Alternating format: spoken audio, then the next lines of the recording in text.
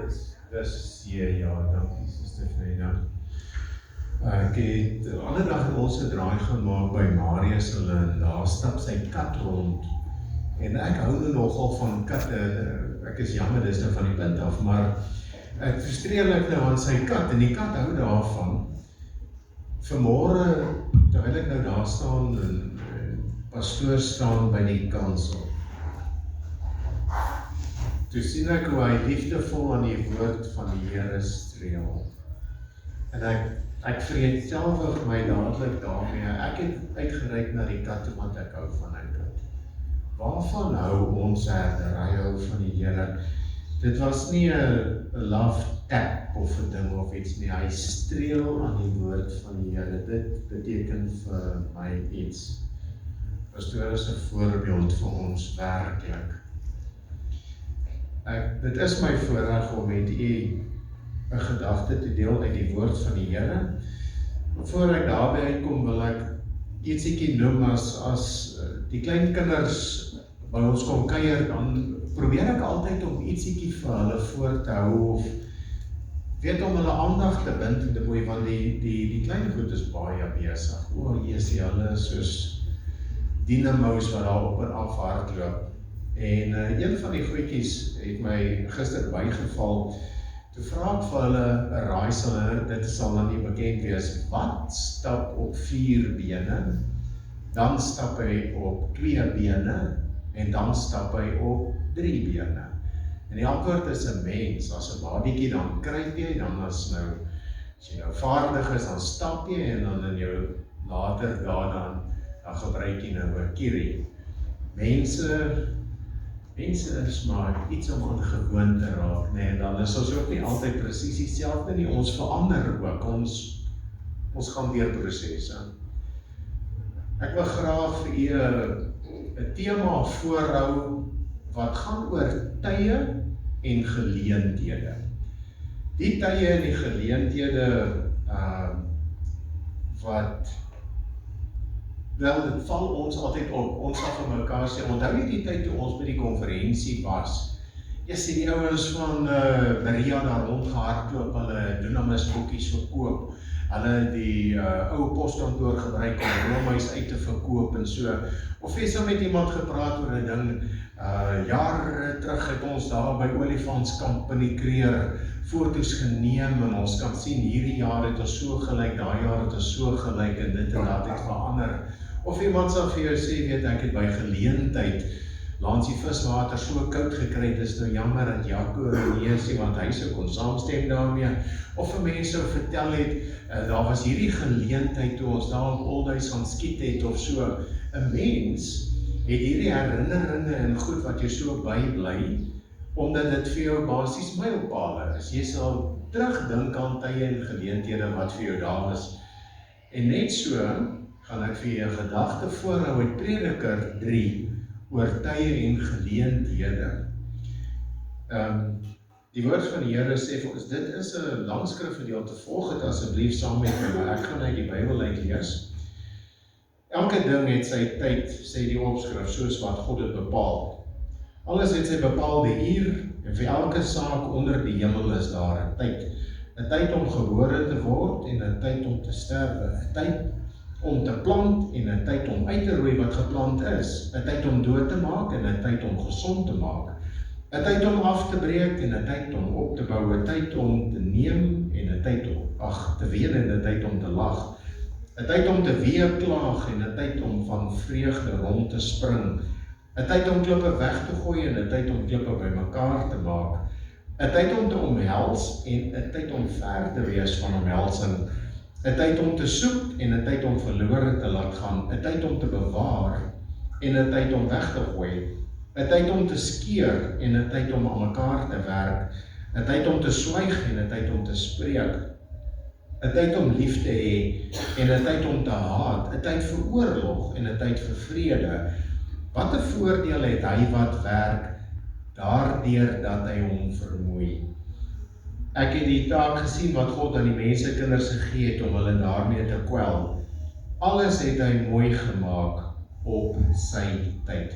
Ook het hy die eeu in hulle hart gelê, sonder dat die mens die werk van wat God doen, van begin tot einde kan uitvind.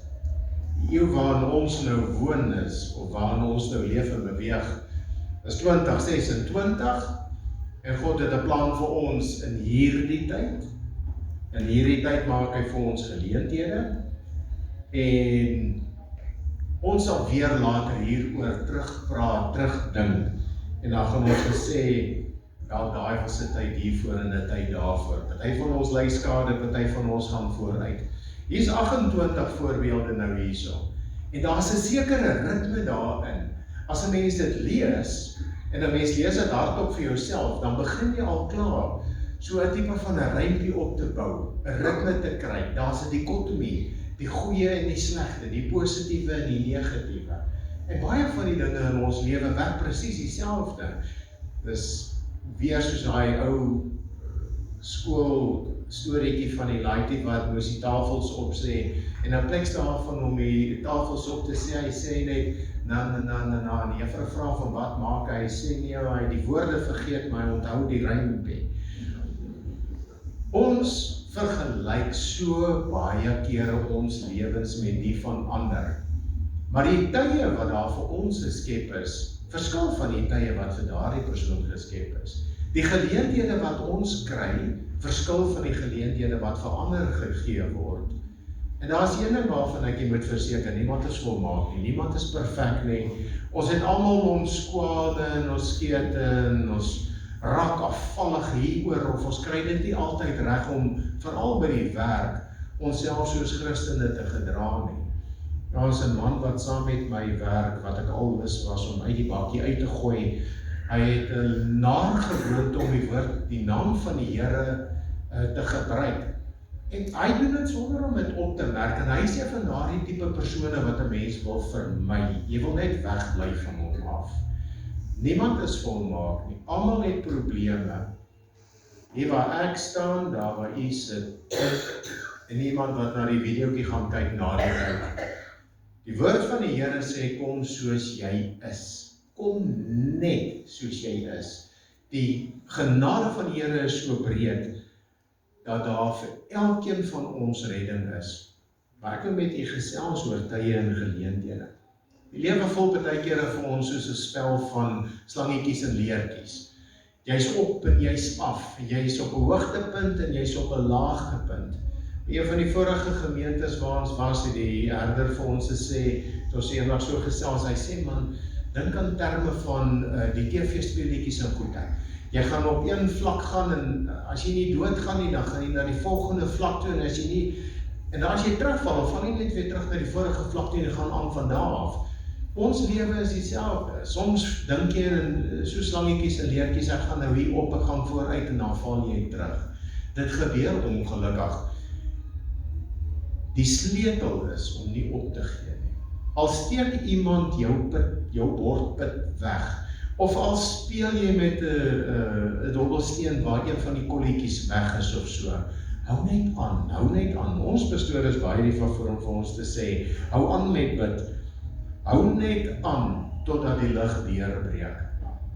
Mense sal baie kere, nee, ek weet nie of dit baie kere is nie, maar ek het al gehoor dat mense sê, jy gaan jouself eendag vind, en dit is nie die waarheid nie.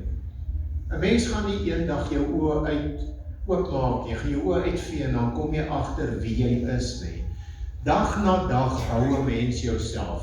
Die geleenthede wat voor jou oopgaan, die geleenthede wat jy aangryp, die kanse wat jy waag, die avonture wat jy aanpak, bou jou.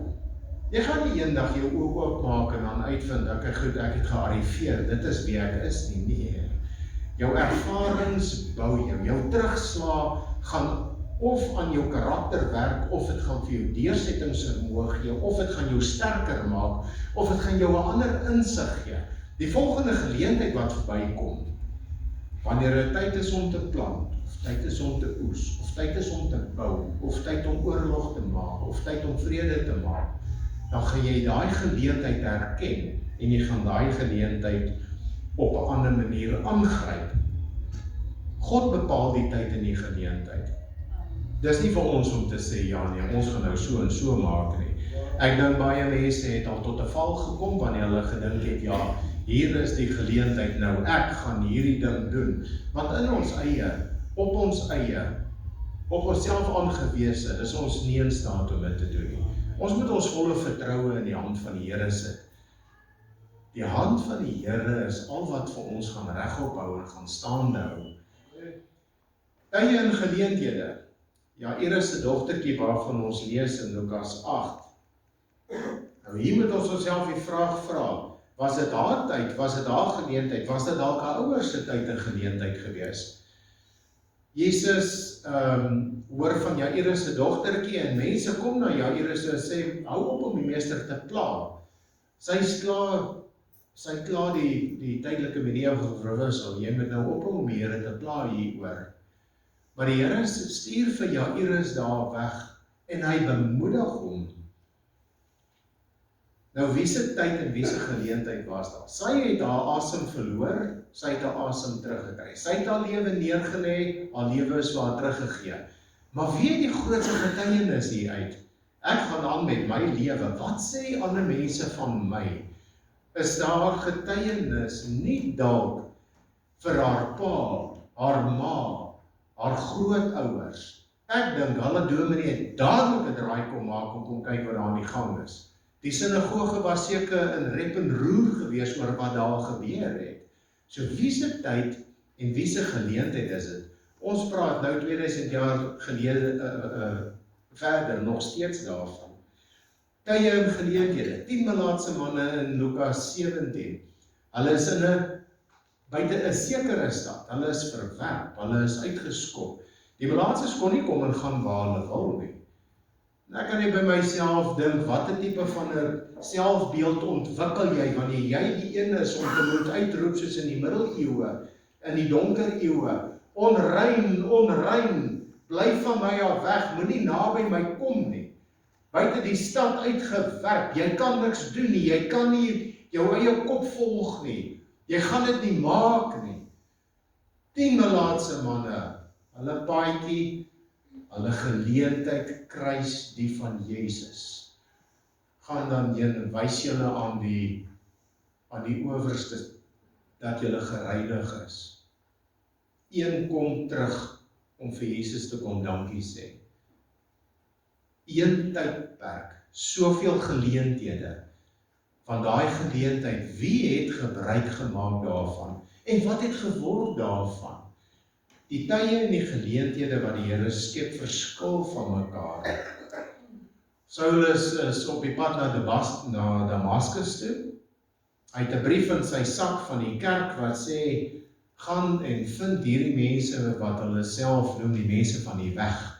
Bring hulle hier na die sinagoge toe, ons gaan vir hulle les leer. En 'n helder lig skyn rondom hom. Die mense wat by hom was, die manne wat saam met hom gereis het, hoor die stem alhoewel hulle niks sien nie. Saul, waarom vervolg jy my? 'n klapharde stem, Handelinge 22. Dit was die tyd wat God daar gestel het vir Saul om Christus te ontmoet. Die geleentheid geskep op die pad na Damaskus toe. Nou wil ek vra, dink u ooit weer eens terug aan die tyd wat Christus in u lewe ingespreek het?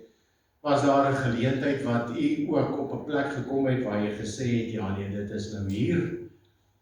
Is dit nie nou die tyd of die geleentheid nie? Gaan daar weer 'n tyd en 'n geleentheid kom? Die een ding wat ek van die Here kan sê, in ons onvolmaaktheid is sy genade volmaak.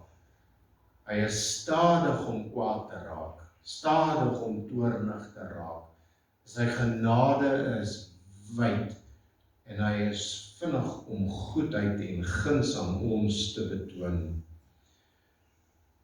Maar met tye en geleenthede het God ons hande en ons voete nodig. Die Here verskyn nie aan almal soos wat hy aan Paulus verskyn het, in 'n helder lig en 'n hoorbare stem, of aan Moses met die brandende braambos of iets nie. Die Here het ons hande en ons voete en ons stemme nodig. Die Die Bybel, by ons werk het ons altyd iets wat hulle noem 'n prosedure en 'n beleidsdokument en daai tipe goed. Ons verwys baie keer na, wat is dit, COP's en SOP's en so aan. Maar die Bybel is ons beleidsdokument. Ek gaan u verwys na Johannes 3 vers 16 in ons beleidsdokument, Johannes 14 vers 3, en almal ken dit. God het die wêreld so lief gehad dat hy sy enigste seun gegee het, sodat die wat in hom glo nie verlore sal gaan nie, maar die ewige lewe sal hê. In Johannes 14, en as ek gegaan het en vir julle 'n plek gereed gemaak het, kom ek terug en sal ek julle na my toe neem, sodat julle ook kan weet waar ek is. Dit is die rede waarom die skrif vir ons daar staan. Dit is die beleid van God. Hy het die wêreld so lief gehad dat hy sy enigste seun gegee het om vir ons die prys te betaal, vir elkeen. Hy het nodig, hy begeer, dat nie een sal verlore gaan nie, want een prys was genoeg gewees. Een sonde aan ons kant was genoeg gewees om ons vir ewig te verdoem, maar daai een enkele prys wat Christus betaal het, is genoeg om herhaaldelike kere elke ene van ons wat loop en val, opstaan en struikel, klim na die volgende leertjie toe of val voor die volgende gat in, weer die guns, die genade van God te gee, laat ons net kan volhard, aanhou, gryp die geleentheid, soek die tyd, skenk die tyd aan God. So as dit die beleid is van God, wat is die prosedure dan waarby ons dit gebruik? En daar wil ek u weer herinner aan laas naweek se boodskap, laas Sondag toe pastoor vir ons uit Matteus 28 uitgelees het. Weer so 'n skrifgedeelte wat so bekend is by ons almal en vir elkeen van ons kosbaar is dat toe pastoor sê nie hy gelees het Matteus 28 uit, toe weet ons al klaar waaroor dit gaan. Gaan dan heen na al die nasies, gaan dan na al die nasies toe en maak die mense my disippels, doop hulle in die naam van die Vader en die Seun en die Heilige Gees en leer hulle om alles te onderhou wat ek julle beveel het. Ek is by julle tot die volleinding van die wêreld. Die Here is so spesiaal. En baie keer as ek van die Here my God praat en ek sê die Here, dan voel dit asof daar afstand tussen ons is. Maar wanneer ek sê my Vader, of ek praat van my wonderbare Vader, die liefling van my siel, dan is ek naby aan hom. Dit is, ek glo, so 'n kosbare kleinoot vir elkeen van ons, dat daar is een enkele verhouding, wat nie met enige iets kan vergelyk nie. Dit maak nie saak hoe mooi hy is nie, my sê, die Here is beter, en nader, en mooier. En dit maak nie saak hoe aanloklik sy is nie, jongman, die Here is beter, mooier, nader, meer kosbaar. Van die heel eerste bekeerling, die heel eerste keer, en ek dink dit sal Jesus wees wat vir sy disippels vra het, wie sê die mense wie is ek? En die disippels praat so onder mekaar en hulle sê nee, party sê Janie is Elia, party sê profeet, en die Here vra, maar wie sê julle wie is ek? En Petrus antwoord, hy sê, hy is die Seun van God. En die Here sê vir hom dat hy is geseënd, Simon Petrus, geseënd is jy, want mense het dit nie aan jou geopenbaar nie. Dit is kennis, ervaring van God, ervaring van die nabyheid van die Here, wat maak dat die Here vir 'n mens so kosbaar raak. Een prys vir ewig, een einde vir ons almal, presies dieselfde, in die heerlikheid van God, weg van pyn en lyding, weg van smart en hartseer en droefheid, in die heerlikheid van God. Wat 'n lieflike vooruitsig daar het nie. Dit is 'n kort gedagte wat ek deel. Maar dit is kosbaar vir my. Kan ons staan, dan sluit ons die diens af.